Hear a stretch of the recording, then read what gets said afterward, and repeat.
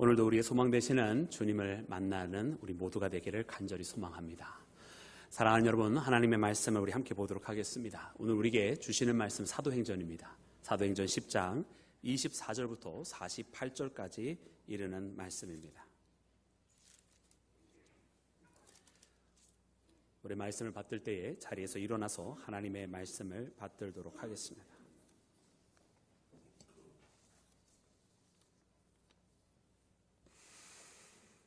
이튿날 가이사랴에 들어가니 고넬료가 그의 친척과 가까운 친구들을 모아 기다리더니 마침 베드로가 들어올 때에 고넬료가 맞아 발 앞에 엎드려 절하니 베드로가 일으켜 이르되 일어서라 나도 사람이라 하고 더불어 말하며 들어가 여러 사람이 모인 것을 보고 이르되 유대인으로서 이방인과 교제하며 가까이 하는 것이 위법인 줄은 너희도 알거니와 하나님께서 내게 지시하사 아무도 속되다 하거나 깨끗하지 않다 하지 말라 하시기로 부름을 사양하지 아니하고 왔노라.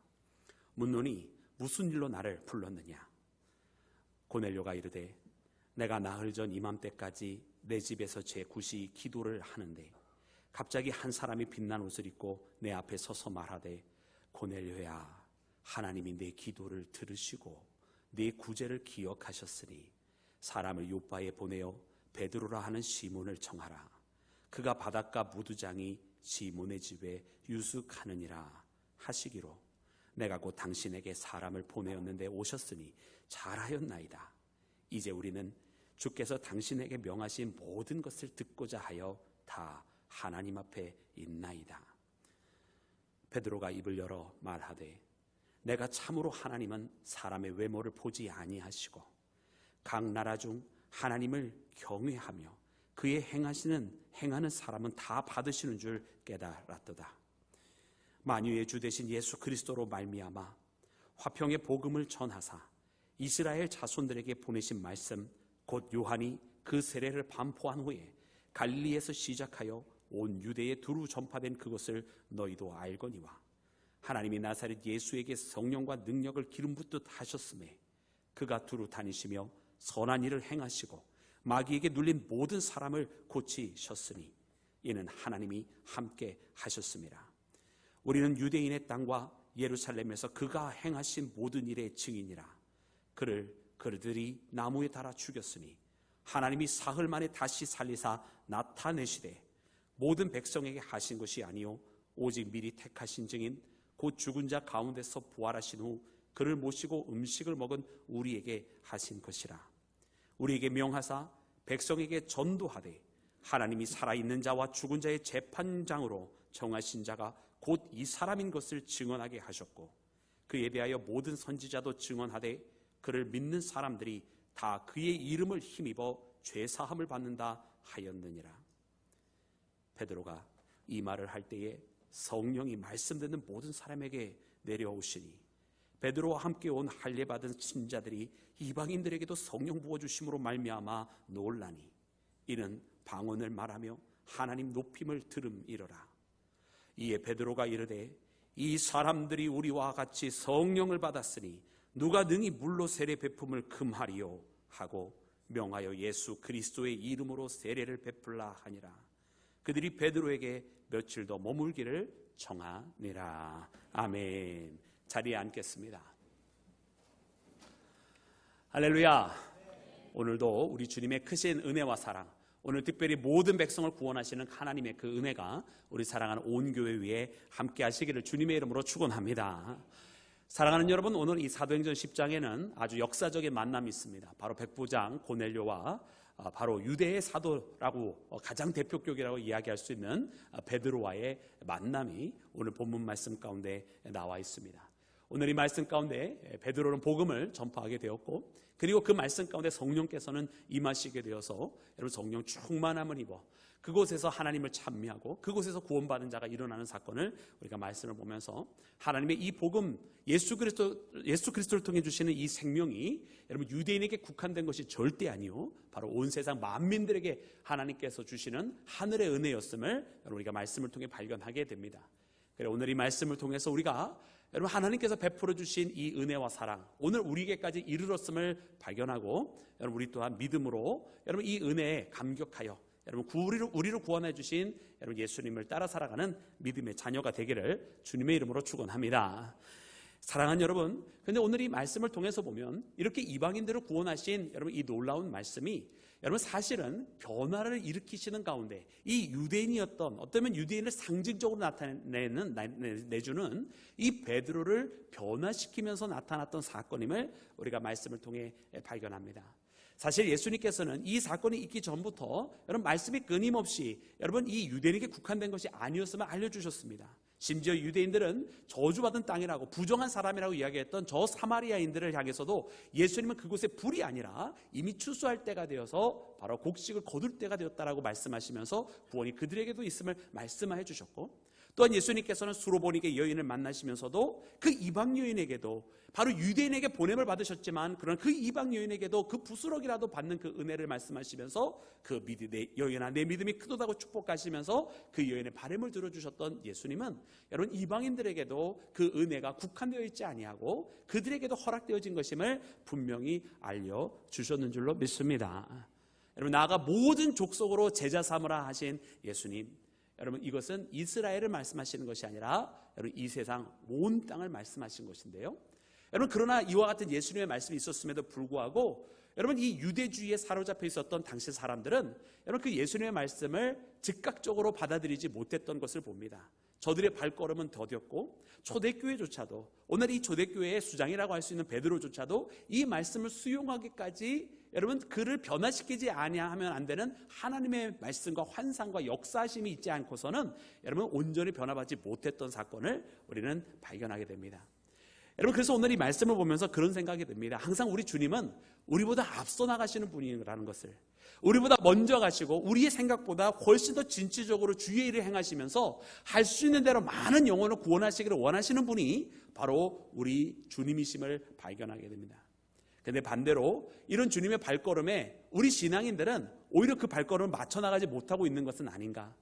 여러분 우리에게 신앙의 관습이 있어서 이 신앙의 관습이 한때 우리를 이끌어 주어서 하나님 앞에 잘 붙어 있을 수 있도록, 그리고 주님의 말씀에 더욱더 경건하게 살아가도록 우리를 이끌어갔던 하나의 도구가 되었지만 어느덧 세월이 지나다 보니 여러분 이 관습이 도리어 이제는 우리의 발목을 붙잡고 오늘 이 시대 새롭게 역사해 주시는 그 주님의 그 발걸음에 맞춰 나가지 못하며 자꾸 예전 방식과 옛 걸음을 생각하면서 오히려 주님 앞에 나가지 못하는, 그래서 우리를 더디게 만들고 주님의 발걸음에 맞추지 못하는 그런 것이 되어버린 것은 아닌가 이런 생각이 듭니다. 그러나 오늘 말씀해 보니까 하나님께서 여러분 이 베드로를 변화시키면서 이 발걸음을 인도해 가시는데, 여러분 오늘 우리도 오늘 이 말씀을 통해 이방인들에게 구원을 베푸시는 그 역사 속에서 우리 모두를 변화시키는 그 하나님의 은혜를 발견하는 우리 모두가 되기를 다시 한번 간절히 축원합니다. 사랑하는 여러분, 그러면 베드로는 무엇을 발견하였기에 이 이방인들에 대한 구원을 확신을 할 수 있게 되었을까요? 여러분 첫 번째는 하나님은 참으로 사람을 외모로 보지 아니하시는 분이심을 그가 깨닫게 되었습니다. 여러분 우리 말씀 다시 함께 읽을 때 우리 34절과 35절 말씀 우리 두 계절만 읽도록 하겠습니다. 우리 다같이 34절과 35절입니다. 시작. 베드로가 입을 열어 말하되 내가 참으로 하나님은 사람의 외모를 보지 아니하시고 각 나라 중 하나님을 경외하며 의를 행하는 사람은 다 받으시는 줄 깨달았도다. 아멘. 할렐루야. 하나님은 여러분 무엇을 보지 아니하신다고요? 사람의 외모를 보지 아니하십니다. 그리고 무엇을 다 받으신다? 하나님을 경외하고 의를 행하는 자들은 다 받으신다라고 하는 것을 그가 깨달았습니다. 여러분 여기에는 학력의 차이 없습니다. 여기에는 부의 차이도 없습니다. 누구든지 여러분 하나님을 경외하는 자, 하나님의 뜻대로 살아가는 자는 다 하나님께서 받으시고 자녀 삼으셨다라고 하는 사실을 깨닫는 우리 모두가 되기를 주의 이름으로 축원합니다. 여러분 누구든지 예수의 이름을 부르며 누구든지 예수를 영접하는 자는 그러므로 다 구원의 대상인 것입니다. 그런데 여러분 이것을 이제서야 깨달았다고 베드로가 이야기하는 것을 보면 여러분 이것이 어찌 이와 같은 일들이 일어날 수 있었을까? 어쩌면 우리에게는 너무나 당연한 사건이 이 베드로에게만큼은, 그리고 사실은 베드로를 상징하는 모든 유대인들에게만큼은 이게 사실은 그렇게 당연한 일이 아니었던 것을 깨닫게 됩니다. 여러분 이 만남은 어떻게 이루어졌습니까? 먼저 하나님께서 사도행전 10장 시작에 보면 늘 항상 기도하던 고넬료에게 나타나셔가지고 저 무두장의 시몬 집에 있는 베드로라 하는 시몬을 청하라 라고 하는 여러분 그 말씀을 주셨기로, 여러분 이 말씀에 순종하여 즉각적으로 자기 사람을 보내서 여러분 베드로를 모셔오게 됩니다. 여러분 어떻게 보면은 이 고넬료에게는 그 부르심이 있고 그 부르심대로 즉각적으로 순종하는 사건이 일어났다고 났다는 것을 우리가 발견하게 되는데, 반면에 말입니다. 반면에 베드로에게는 이게 즉각적인 사건이 아니었어요. 여러분 베드로에게도 하나님께서 여러분 나타나시고 그에게 환상을 보여주셨습니다. 그것은 바로 큰 대접에 막 각종 짐승들, 기어다니는 것, 깃털이 있는 것, 이런 것들을 다 그 가운데 넣으시고서는 내 귀에다가 줄을 달아서 내려주셨어요. 여러분 이 가운데에 이 기어다닌다고 하는 것, 깃털이 있다고 하는 것은 부정한 짐승을 이야기합니다. 그런데 그 부정한 짐승들을 그 그릇에 잔뜩 담아서 하늘로부터 내려오게 하시고서는 이것들을 다 잡아먹으라는 거예요. 여러분 베드로가 여러분 이 하나님의 명령에 뭐라고 대답을 했냐면, 이 깨끗하지 아니한 것을 내가 먹을 수 없나이다, 이렇게 대답을 했습니다. 여러분 우리는 그 다음에 하나님께서 다시 그를 인도해 주시는 말씀을 잘 압니다. 내가 깨끗하다고 한 것을 네가 속되다 하지 말라. 내가 더럽지 아니하다고 말한 것을 네가 더럽다고 하지 말라라고 하나님께서 그렇게 말씀을 해주셨다라는 말이에요. 그런데 여러분 우리는 이 말씀 가운데서 충격을 얻을 수밖에 없어요. 왜냐하면 하나님이 굳이 그 말씀을 가르쳐 주시지 않더라도 하나님께서 명령하시면 여러분 순종을 해야 되는 거 아니에요? 하나님께서 그 줄에서 뭐를 내려주셨든 그것을 먹으라고 명령하셨으면 알겠습니다 하나님, 내가 주님의 말씀에 순종하겠습니다라고 여러분 그렇게 먹어야 되는 거 아닙니까? 베드로가 왜 제자가 되었고 이 제자의 길을 걸어갔나요? 여러분 주님께서 그를 부르실 때에 여러분 그 배에 하루 종일 아무것도 잡지 못해도 깊은 데 가서 그물을 내려라 했더니 우리가 하루 종일 잡지 못했지만 말씀에 의지하여라고 그가 고백하셨잖아요. 말씀에 의지하여 그물을 내립니다 하면서 깊은 곳에 내렸고요. 마찬가지로 그가 십자가 이후 사건에도 갈릴리에서 다시 주님을 만났을 때에 주께서 또 그날도 밤새도록 수고했으나 아무것도 잡지 못했던 이 베드로에게 배의 오른쪽으로 그물을 내릴 때 그 말씀에 의지하여 오른쪽에 그물을 내렸더니 물고기를 많이 잡았던 거 아닙니까? 이 제자됨의 길이라고 하는 것은 그렇게 주님의 말씀에 순종하고 우리가 우리의 경험에는 되어지지 않고 우리의 생각에는 안 된다 할지라도 말씀에 의지하여 살아가고 그 말씀에 순종할 때에 나타나는 그 역사를 바라보며 살아가는 사람들이 제자들인 줄로 믿습니다. 할렐루야. 우리도 그렇게 말씀에 순종하며 살아가야 할 줄로 믿습니다. 그런데 그 환상 가운데는 어떤 일이 일어났느냐? 하나님께서 먹으라고 명령을 하셨단 말이에요. 근데 먹으라는데 먹지를 못하는 거예요. 왜 먹지 못했습니까? 깨끗하지 아니한 것은 내가 먹지 못합니다라는 거예요. 그러면 누가 깨끗하지 아니하다고 규정을 했습니까? 자기가 알고 있는 율법 체계, 이것은 부정하고 이것은 정한 것이고 딱 정해놓았으니 내가 알고 있는 이 율법책 때문에 하나님의 명령에 지금 순종하지 못하겠다고 이야기했던 베드로를 우리가 발견을 하는 거예요. 사랑하는 여러분, 우리는 여기서 이것이 우리의 신앙의 걸림이 될 수 있겠구나라고 하는 것을 깨닫습니다. 우리는 언제든지 하나님의 명령이 있으면 순종하는 믿음의 제자들인 줄로 믿습니다. 우리는 그런 말씀에 언제든지 말씀에 의지하여 살아가는 하나님의 자녀들인 줄로 믿습니다. 우리는 하나님 앞에 그렇게 말씀하시면 내가 언제든지 나아가며 나보고 좌하라고 하시면 좌하고 우하라고 하시면 우하는 그런 믿음의 사람들인 줄로 믿습니다. 그런데 말입니다, 그렇게 부름받아서 나왔던 이 베드로도 그 율법책에 알고 있었던 자기 지식 때문에 하나님의 말씀에 일시적이나마 내가 못하겠습니다라고 대답을 했던 것처럼 우리도 우리가 알고 있는 이 관습과 습관이 때로는 하나님의 말씀에 순종하는 것에 걸림이 되고 있다는 사실을 우리도 발견을 해야 된다는 말이에요. 내가 늘 해왔던 방식, 내가 알고 있었던 나의 지식, 나의 생각과 나의 습관이 오늘 이 시대에 하나님의 명령을 거부하는 데에 앞장서는 이유가 되고 있다는 사실도 우리는 때때로 발견을 하야만 한다라고 하는 것입니다. 사랑하는 여러분, 그래서 하나님께서 그에게 명령하여 주시는 것이 내가 깨끗하다고 하는 것을 네가 속되다고 하지 마라.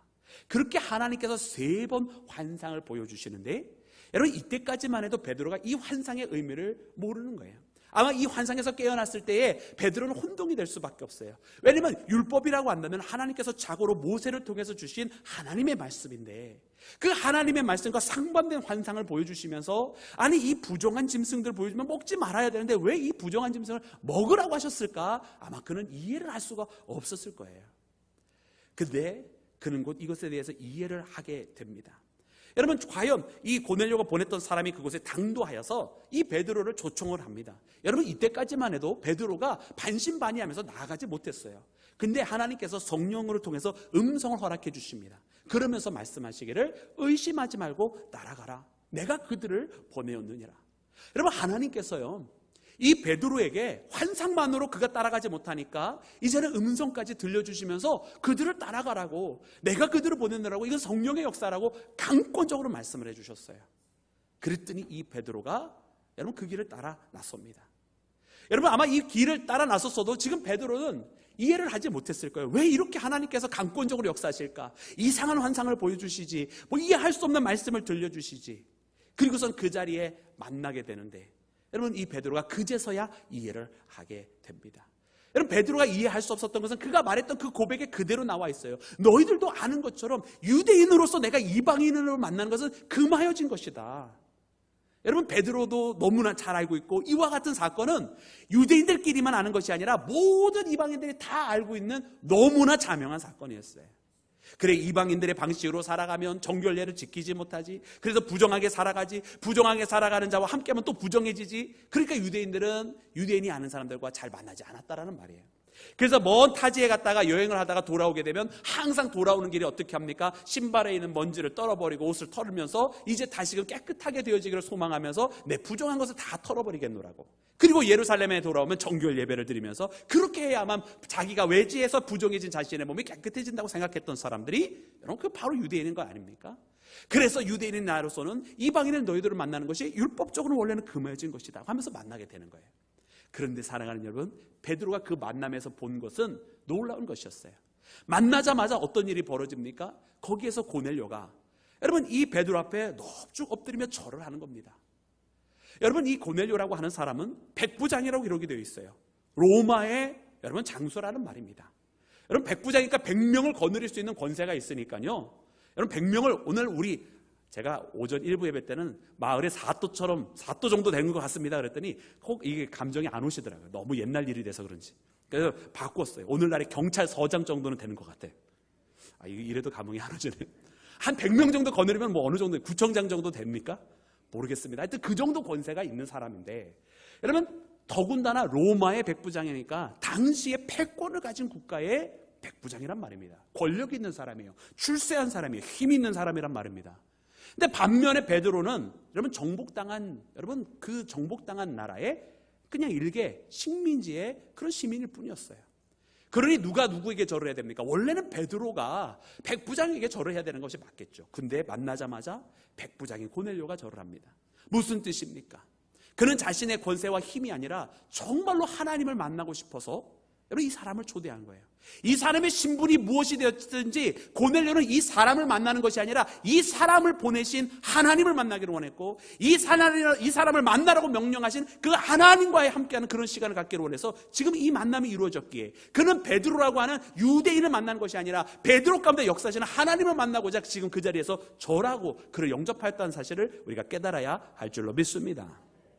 그러니까 이 베드로도 그 사람을 일으켜 세웁니다. 나도 똑같은 성정을 가진 사람의 성정을 가진 사람이라고, 나는 신이 아니라고 하면서 그를 일으켜 세우는 거예요. 그랬더니 봤더니 거기에는 누가 있습니까? 많은 사람들이 모여 있는 거예요. 이 고넬료가 자기 혼자 몰래 남들 모르게 거기서 엎드리면서 절한 것이 아니라 많은 사람들 앞에, 모든 사람들이 보는데 거기에서 이 베드로를 그렇게 영접을 하였고, 그리고 그렇게 그가 이렇게 많은 사람들을 불러 모은 것은 지금 자기 혼자만 은혜 받으려고 하는 것이 아니라 모든 사람들이 다 구원을 받아야 하겠기에 자기에게 속하여진 모든 사람들 다 그 자리에 불러 모았다라는 거예요. 베드로가 그 모습을 본 거예요. 이 고넬료 한 사람이 아니라 이 고넬료가 모든 사람들 앞에 그렇게 하고 있는 모습과 거기에는 모든 사람들에게 이제 당신을 부르라고 하는 음성이 있어서 당신을 초청하여서 오셨나이다라고, 잘하셨나이다라고, 이제 우리는 다 하나님의 말씀을 듣기를 원합니다라고 그렇게 고백하고 있는, 여러분 그 믿음의 자리를 베드로가 보고서는 그제서야 이해하는 것이, 하나님은 참으로 사람의 외모를 보지 아니하시고 경외하는 자, 하나님의 의를 행하는 모든 자들을 받으시는 줄을 내가 깨달았도다라고 그렇게 고백하게 된 것인 줄로 믿습니다. 사랑하는 여러분 그렇게 이방인들에 대한 구원에 대해서 확증을 하게 되고 많은 사람들이 알게 되고, 오늘 이 베드로와의 이 고넬료와의 만남은 여러분 나중에 이 베드로만 혼자 깨달은 것이 아니라 베드로가 몇몇 사람과 같이 동행을 하게 되는데, 그 가운데 있었던 함께 할례받은 자들, 세례받은 자들도 성령께서 임하시는 것을 보고 놀랐다라고 기록이 되어 있어요. 사랑하는 여러분, 오늘 이 말씀을 보면서 여러분 우리도 그렇게 믿음의 길로 걸어가기를 원합니다. 여러분, 사도 바울은 고린도 9장에서 그렇게 고백을 하였습니다. 내가 자유한 자이나 매인자처럼 종처럼 된 것은 그들 모두를 할 수 있는 대로 구원하기를 원함이라고. 내가 율법 아래에 있지 아니하나, 유대인에게 유대인같이 된 것은 유대인들을 얻기 위함이라. 율법 아래에 있지 아니하나 율법 아래에 있는 자와 같이 된 것은 율법 아래에 있는 자들을 구원하기 위함이요, 율법 없는 자들에게는 내가 하나님께는 율법이 있고 그리스도의 율법을 가진 자이지만 율법 없는 자와 같이 한 것은 그들을 할 수 있는 대로 얻기 위함이라. 할렐루야. 여러분, 바울은요, 자기가 알고 있었던 자기의 관습과 예습관에 매여 있는 사람이 아니었다는 이야기예요. 여러분, 오늘 말씀 가운데도 보니까, 여러분, 오늘 말씀 가운데에 이 베드로도 드디어 자기를 얽매우고 있었던 과거의 법칙인 율법을 벗어버리는 것을 보게 됩니다. 그리고 그는 그리스도의 명령에 따라서 할 수 있는 대로 한 명의 생명이라도 더 구원하려고 했다는 사실을 우리가 발견합니다. 사랑하는 여러분, 오늘 사랑하는 여러분들을 부르시는 하나님은 여러분들을 어떻게 부르고 계십니까? 내가 알고 있었던 과거의 습관과 관습이 아니라 온전히 하나님께서 오늘 나를 통해서 역사하시기를 원하시는 그 부르심에 따라서 여러분, 이 믿음의 발걸음을 옮기는 믿음의 자녀가 되기를 주의 이름으로 축원합니다.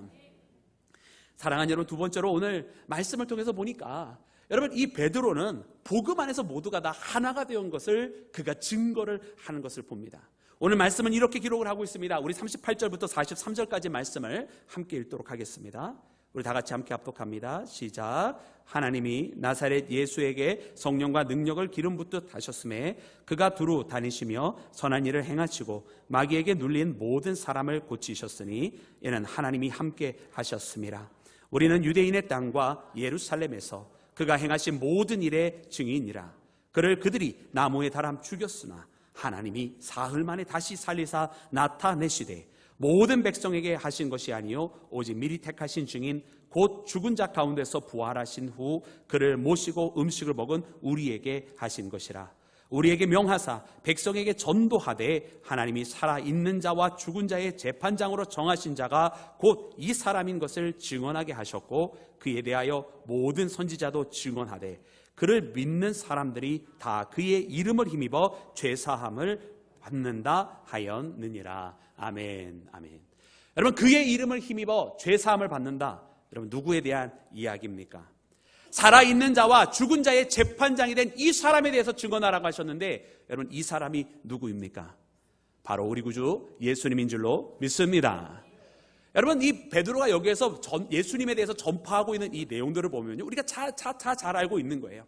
예언대로 오셨고 또 세례의 예언도 증언을 하였고 이 땅에 오셔서 많은 병자들을 고치시고 귀신을 내어쫓으시면서 이 구원의 사건을 허락하시되 특별히 그것으로만 끝낸 것이 아니라 우리 모두를 위해서 십자가를 지시고 하나님께서 사흘 후에 그를 다시 살리셔서 부활시키시고 이제 그분의 부활이 우리에게 선물로 주어졌다라고 하는 여러분, 예수 그리스도의 죽으심과 부활에 대해서 그가 증거하고 있는 줄로 믿습니다. 그런데 오늘 이 말씀의 내용들을 보니까 이 예수님에 대해서 증거를 하고 있는데 이 예수님의 부활과 그 은혜가 유대인에게 국한되어 있다라고 결단코 증거를 하고 있지 않다는 사실이에요. 죽은 자와 산 자의 재판장, 즉 모든 사람들에 대한 구주가 되셨다라고 이야기를 하고 있고요. 그의 이름을 힘입는 자라고 이야기할 때 유대인이라고 표현하지 않습니다. 누구든지라는 말씀이 그 가운데에 있는 것이에요.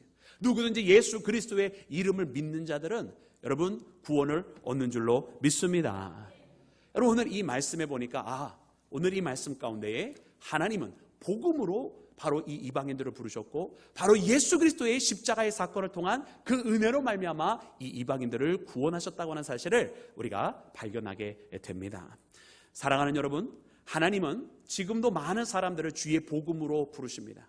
예수 그리스도께서 너희를 구원하셨다라고, 예수 그리스도께서 너희의 죄를 사하여 주셨다라고, 예수 그리스도께서 보혈을 흘리사 너희의 죄가 깨끗하게 씻겨졌노라고. 할렐루야. 그렇게 복음으로 많은 사람들을 부르고 계십니다. 오늘날 많은 교회가 여러분 다양한 사역들을 합니다.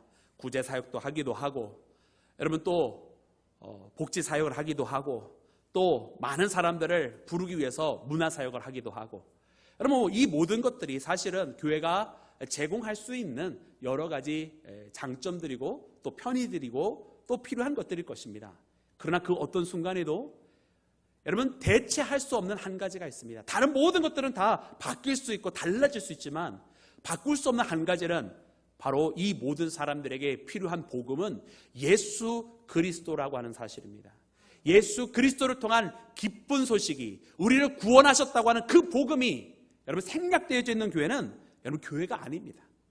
바로 교회라고 한다면 예수님에 대한 증거가 있어야 될 것이고 예수님을 통한 구원이 전파되어야 하는 줄로 믿습니다. 우리가 코로나를 겪으면서 다른 거 다 생략할 수 있는 것을 봤어요. 아, 이거 안 해도 돼. 저거 잠깐 쉬어도 돼. 이거는 잠깐 그만둬도 돼. 그런데 여러분, 우리가 포기할 수 없는 한 가지는 바로 우리를 구원하신 예수님을 향한 예배였다라고 하는 것을 우리가 기억해야 합니다. 그리고 그렇다고 한다면 오늘 이 시대에 우리가 끝까지 붙잡아야 되고 더욱더 강화시켜야 되는 것은 무엇이냐? 바로 예수님을 향한 믿음의 고백이 더욱더 강화되어야 할 줄로 믿습니다. 예수님께서는 2000년 전에도 그렇게 복음으로 사람들을 구원하셨고, 여러분, 우리가 지나오는 많은 세월 동안에도 다른 것이 아니라 예수님을 통한 이 복음의 소식을 통해서 하나님은 우리 모두를 구원하셨는 줄로 믿습니다. 지금도 시대가 변화가 되었고 AI 시대를 맞이하게 되었고 생산형, 뭐라고 표현하나요? 그 GPT를? 생산형 AI? 어떤 자기가 말을 만들어낸다는 뜻이잖아요. 우리가 데이터 검색만 하는 게 아니라 그런 AI가 개발이 되었어도 여전히 구원은 여러분 기계나 문화 속에 있는 것이 아니라 오직 구원자 되시는 예수님 안에만 있는 줄로 믿습니다. 그러니까 예수님을 우리가 증거해야 돼요. 근데 많은 사람들이 이 예수님의 죽음과 부활에 대해서 이것은 우리가 죽은 다음에만 일어나는 사건으로 생각을 합니다. 그러니까 현재 지금의 삶 속에서는 이 예수님의 부활의 의미가 무엇인지를 몰라요. 예수님께서 부활하셨다고 하는데 그것이 왜 중요한지도 모르겠고 그것이 왜 우리의 마음 가운데, 우리의 마음의 중심에 있어야 되는지도 모르는 사람들이 얼마나 많이 있는지 몰라요. 여러분, 예수님의 부활은 예수님 혼자만의 부활이 아닙니다. 여러분, 예수님의 부활은 그가 죽었다가 다시 살아나심으로 이제 이 부활의 은혜가 우리 가운데 부어져서 이제 우리에게도 부활이 있다라고 하는 것을 분명하고 명백하게 알려주신 사건인 줄로 믿습니다. 예수께서 부활하신 것처럼 이제 우리도 부활하게 되는 것인 줄로 믿습니다. 여러분, 예수님의 부활하심은, 여러분, 예수님께서 죽었다가 다시 살아나시는 것은 이제 이후에 마지막 때에 가서 그렇게 죽었다가 다시 살아난다, 그런 의미만 있는 것이 아닙니다. 여러분, 예수님께서 많은 병자들을 고쳐주셨고 시리에 빠진 사람들을 건져주셨고 굶주린 자들을 먹이셨습니다. 병든 자를 고쳐주셨고 귀신 들렸던 자들을 주님께서 회복시키시며 그 귀신을 내어 쫓으셨습니다. 그런데 만일 예수님의 마지막이 죽음으로 끝났다고 한다면 여러분, 그 모든 것들이 다 무슨 소용이 있습니까? 어차피 이 땅에 있는 많은 사람들도 아팠다가 다시 나도 어차피 결국 죽게 될 것이고 삶이 회복되어서도 어차피 마지막은 멸망이라고 한다면 여러분, 그 모든 회복의 의미가 다 사라질 것입니다. 그러나 예수님의 마지막은 죽음이 아니라 생명으로 다시 부활하심으로 끝났기 때문에 그 부활이라고 하는 것을 통해서 우리의 회복은 영원한 회복이며 우리의 승리는 영원한 승리인 것을 알려주신 사건인 줄로 믿습니다. 그러기에 오늘 이 시대에 우리에게 있어서 부활이라고 하는 것은 우리가 죽은 다음에 필요한 것이 아니라 지금이라고 하는 이 시간에 필요한 부활입니다. 얼마나 많은 사람들이 여러분 낙심 가운데 빠져 있습니까? 상심하고 있습니까? 얼마나 많은 사람들이 우울해하고 슬퍼하고 있으면서 거기에서 나오지 못하고 있습니까? 얼마나 많은 사람들이 근심과 걱정을 이겨내지 못하고 있습니까? 그러나 예수님의 부활은 그렇게 근심하고 있었던 우리에게 찾아오셔서 기쁨을 주시고 기뻤다가 네가 다시 슬픔으로 떨어질 거야가 아니라 부활을 통해서 영원한 승리를 주심으로 너에게 이 기쁨은 잃어버리지 아니할 영원한 기쁨이라고, 낙심하고 있었던 사람에게 찾아가시며 살아갈 수 있는 이유를 주신 예수님은 부활하셨으므로 그가 살아갈 수 있는 영원한 이유를 주신 것인 줄로 믿습니다. 아파하고 있었던 자에게 치유를 해주셨던 그 예수님이 부활하심은 이제 네가 내 마지막에 또다시 언젠가 병들어서 죽을 것이라가 아니라 병들었다가 네가 다시 치유를 하고 건강하여지고 이겨낸 것처럼 너는 이제 영원한 강건함을 누리게 되는 하늘의 백성이라고 하는 것을 우리에게 알려주신 부활인 줄로 믿습니다. 그러므로 지금 오늘 이 시대에 살아가는 속에 건강에 연약하여 슬퍼하고 있는 사람들에게 필요한 것이 무엇입니까? 바로 예수님의 부활이며 오늘 이 시대를 살아가면서 마음의 슬픔을 이기지 못하고 괴로워하고 있는 사람들에게 필요한 것도 바로 예수님의 부활인 줄로 믿습니다. 그 예수님의 부활이 있기에 오늘 우리에게 의미가 있는 거예요. 예수님이 부활하셨기 때문에 오늘 우리가 이길 수 있는 근본적인 능력이 나타난다고 하는 사실을 깨닫는 우리 모두가 되어야 할 줄로 믿습니다. 그러기에 예수님께서 부활하셨다고 하는 이 복음은 우리에게 있어서 진정한 승리요, 진정한 은혜인 줄로 믿습니다. 사랑하는 여러분, 오늘 이 말씀을 붙들고 여러분 예수님의 부활을 통해서 다시 한번 이 부활을 누리는 현재 삶을 살아가는 믿음의 자녀가 되시기를 주의 이름으로 축원합니다. 사랑하는 여러분, 그리고 마지막으로 오늘 말씀을 통해서 보니까 여러분 오늘 말씀 가운데서 여러분 성령께서 그들에게 임하신 것을 베드로가 보게 됩니다. 말씀이 성령이 임하시는데 여러분 이 성령이 말씀을 전파할 때 임하셨더라고요. 이것은 오순절과 조금 차이가 있습니다. 오순절에는 기도하고 있을 때에 성령께서 임하셨는데 여러분 오늘 말씀은 베드로가 이 복음을 전파하고 있는데 성령께서 임하셨어요. 여러분 성령께서 임하시는 것은 특정한 때가 있는 것이 아닙니다. 여러분 성령은 언제든지 우리 가운데 임하시는데 특별히 그 마음이 열려진 들 가운데 기도하던 때이든 말씀을 영접하는 때이든 성령께서는 임하시는 줄로 믿습니다. 여러분 요한 웨슬레이 목사님도 거리에서 복음을 전파하시는데 그때 당시에 많은 사람들은 건물 안에서 여러분 성공회가 교회 건물 안에서 교회 밖에서 설교하는 것이 여러분 일정 부분 제한적으로 되어 있거든요. 근데 그것을 그 법을 그들이 누르고 있었던 관습을 옛습관을 내버리시고 거리로 나가서 휘트필드와 함께 거리에서 복음을 전파하는데 그때 성령께서 임하시는 거예요. 웨슬레이의 일기를 보면 거기서 기록되어 있는 내용 중에 하나가 뭐냐, 웨슬레이가 거리에서 예수 그리스도에 대해서 증거를 하고 있는데 그때 사람들이 거기서 그 은혜를 받아서 떨기도 하고 그 전해진 말씀을 통해서 가슴이 뜨거워지기도 하고 그 거리에서 복음이 예수 그리스도에 대해서 전달이 되는데 그 말씀에 강권적으로 역사하시는 그 은혜 앞에 쓰러지기도 했다라고 하는 기록들이 그 가운데 나와 있어요. 성령께서요 말씀이 전파가 되기만 해도 그 사람의 마음을 막 두근거리게 만드시면서 그를 바꾸어 가시더라는 겁니다.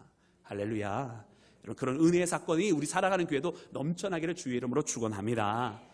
여러분 이 성령께서 임하셔야 되는 여러분 굉장히 중요한 이유가 있어요. 우리가 1절에도 에스겔서의 말씀 37장을 보면서도 거기에 마른 뼈들이 있는데 이 마른 뼈들이 어떻게 됐습니까? 여러분 이 마른 뼈들에게 명하여서 다시 그것이 뼈와 뼈가 붙고 거기에 힘줄이 생기고 살이 올라오르고 그리고 가죽이 덮여졌다. 무엇이 됐다는 뜻입니까? 그 마른 뼈들이 다시 사람의 이 육신을 갖게 되었다는 거예요. 그러나 그것을 바라봐도 그곳에 무엇이 없더라? 생기가 없더라. 생기가 없더라. 사랑하는 여러분, 뼈와 살과 이 육신의 모든 것이 다 붙어 있어도 생기가 없는 거예요. 여러분 그렇다라고 한다면 오늘 이 시대를 살아가는 사람들이 잘 살아가는 것처럼 보이지만 얼마든지 생기 없는 존재다라고 하는 것을 우리는 깨달아야 합니다. 그때 하나님께서 에스겔에게 명하셔서 대언하라 하셨습니다. 사방에서 생기가 불어서 이 죽은 자들에게 불어 살아나게 하라. 할렐루야. 여러분 그렇게 생기가 와서 부러졌더니 그때서야 살아나더라는 거예요. 그래서 예수님께서 제자들에게 숨을 내쉬면서 생기를 불어넣으셨다는 이야기를 우리 함께 말씀을 나누지 않았습니까? 창세기에도 하나님께서 흙으로 사람을 빚어 넣으시고 코에다가 생기를 불어넣어 주셨으니까 그때 사람이 생명이 생겼다 기록이 되지 않습니까? 여러분 우리는 그렇게 여러분 바람이에요. 하나님의 숨결이 있고 하나님의 영이 우리 가운데 불 때에 우리가 살아있는 존재예요. 제자들이 그렇게 숨어서 두려움에 떨고 있었다가도 오순절 성령께서 임하시게 되니까 그들이 비로소 담대하게 복음을 증거하는 사람, 진정으로 살아있는 제자가 되지 않았습니까? 여러분 오늘 이 시대를 살아가는 믿음의 사람들이 여러분 성령께서 임하셔서 성령 충만함을 입어야 진정으로 살아있는 크리스찬이 되는 줄로 믿습니다. 생기 없는 크리스찬들 얼마나 많이 있습니까? 죽어 있는 것 같은 크리스찬들 얼마나 많이 있습니까? 뼈와 뼈가 붙어 있고 살은 돋아났고 피부는 있는지 모르지만 생기 있는 크리스찬들이 아닙니다. 오직 성령께서 충만하게 역사해 주실 때만 여러분 그가 살아있는 크리스찬이라고 하는 것을 깨닫는 우리 모두가 되어야 할 줄로 믿습니다. 여러분 우리가 성령께서 역사해 주시지 않을 때는 신앙생활하는 것이 괴롭습니다. 신앙생활이 이 의무적으로 교회 가야 되는 것 같고 이 시간에 다른 걸 하고 싶은데 이 자리에 있어야 되는 것 같고 힘듭니다. 사역을 하는데도 고되고 피곤하고 지칩니다. 여러분 그것이 성령께서 안 계실 때 내 힘으로 하려니까 그러는 거예요. 그러나 성령께서 함께 하시면은 여러분 우리 가운데 어디서 힘이 나는지 여러분 성령께서 역사해 주실 때는 막 기쁨이 있어요. 그래서 이 일을 하는데 즐거움이 있고요. 더 하고 싶고요. 더 많이 하고 싶고요. 더 쓰이고 싶고요. 내 시간, 세상에서 일하는 게 오히려 귀찮아. 빨리 교회에 와서 주일을 더 하고 싶어져요. 하나님께서 맡겨주신 영혼 더 찾아가서 그 사람 만나서 거기에서 예수님에 대해서 증거해주고 싶고 한마디라도 더 이야기해주고 싶어요. 성령께서 역사해 주실 때 할렐루야. 그렇게 일하는 사람의 얼굴에는 얼굴이 환하게 빛나고 있어요. 성령이 역사하지 않는 사람은 얼굴이 확 인상을 찡그리고 있어요. 여러분 우리 한번 옆에 있는 사람 확인해 보세요. 성령님 나온다. 할렐루야. 옆에 못 쳐다보시는 분은 지금 본인 지금 자기 케어하는 중이신 거지? 자기 보니까 많은 분들이 웃고 계시네요. 여러분, 하나님께서 사랑하는 여러분들의 마음을 지금 움직이고 계시는 줄로 믿습니다. 혹 어떠한 이유로 주님, 제가 지금 겉으로는 옆 사람 때문에 웃었지만 내 속에 있는 나는 아직 웃지 못하고 있는 나만의 이유가 있습니다 라고 고백하시는 분들도 혹 계실 줄로 압니다. 여러분, 그렇다고 한다면 오늘 하나님 앞에, 오늘 이 가운데서 주의 말씀이 선포되고 그리하였더니 성령께서 임하셔서 이 모든 사람들이 성령 충만함을 입은 것처럼 주님, 내 마음도 그렇게 주님의 말씀으로 오늘 채워주사 주님의 부활로 말미암아 승리하는 자 되게 하시고 주의 성령께서 임하심으로 말미암아 진정한 생기 넘치는 믿음의 사람 되게 해달라고 기도하며 나가는 모든 믿음의 자녀들 되시기를 주의 이름으로 축원합니다. 참으로 하나님은 우리의 외모를 보지 아니하시고 구원하셨습니다. 오늘 이 말씀을 통해 우리 모두가 주님 앞에 더 가까이 나가는 믿음의 자녀 되기를 주의 이름으로 축원합니다. 이렇게 기도하겠습니다. 할렐루야. 주님 감사합니다. 아버지, 오늘 우리에게 주의 말씀을 허락하시고 이제 베드로를 변화시키고 그를 바꾸시고 그리고 나아가서 말씀을 전파할 때에 놀라운 복음이 사람들에게 생명이 되며 성령께서 역사하신 말씀을 바라보았습니다. 주님, 이제 우리 모두가 그 말씀을 영접할 때 오늘 나의 자리는 어디인가 라고 생각하며 정말 심령이 가난하여 주의 말씀을 사모하였던 저 고넬료의 자리, 변화받은 베드로가 말씀을 선포하며 성령께서 임하셨던 그 믿음의 자리, 그곳에 우리 모두 있게 하여 주시옵소서. 우리를 구원하여 주시는 그 은혜의 손길이 늘 항상 함께 하여 주시길 간절히 원하오며 우리 구주 예수 그리스도의 이름으로 기도드렸사옵나이다. 아멘.